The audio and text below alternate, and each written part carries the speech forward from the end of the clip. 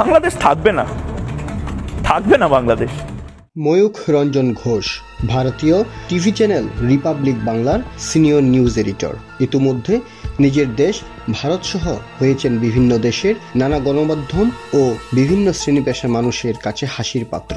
তার নামের আগে ও পরে শোভা পাচ্ছে হকার, ঝোকার, উম্মাদ, শয়তান, বানর অথবা হনুমানের মতো নামি দামি নানা বিশেষণ।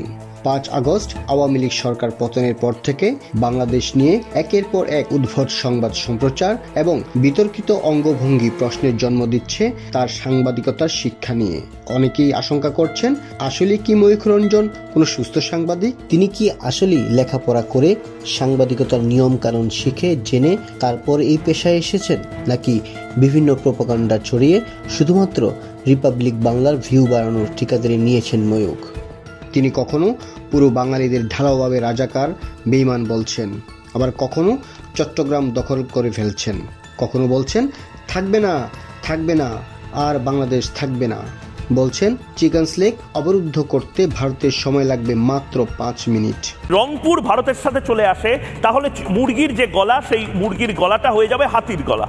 আবার কখনো অজ্ঞাত কাউকে আদেশ করছেন নীলিমা ইব্রাহিমের আমি বীরঙ্গনা বইটি ফটোকপি করে সারা দেশে ছড়িয়ে দেওয়ার। আর এসব কথা বলতে ময়ূখ যে অঙ্গভঙ্গির আশ্রয় নিচ্ছেন তা কেবল অপসাংবাদিকতাই নয়, কোনো মানদণ্ড থেকে সাংবাদিকতার নিয়ম নৈতিকতায় পড়ে কিনা তা নিয়ে চলছে আলোচনা সমালোচনা।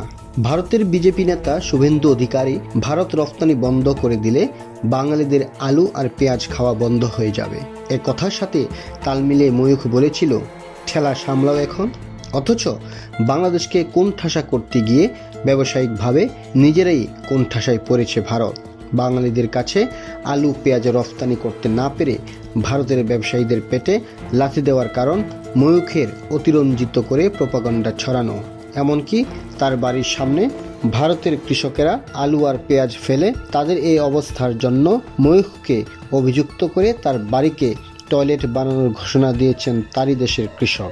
অনেকেই তার লম্ফ জম্ফকে বানর আর হনুমানের নাচের সাথে তুলনা করে বলছেন ময়ূখ দেখতে মানুষের মতো হলেও হয়তো তার পূর্বপুরুষ বানর বা হনুমানের বংশোদ্ভূত ছিলেন, নয়তো যে কোনোভাবেই হোক বানর বা হনুমানের জিন তার রক্তে মিশেছে। এমন অনেক কথাই বলছেন বিভিন্ন শ্রেণী পেশার মানুষ।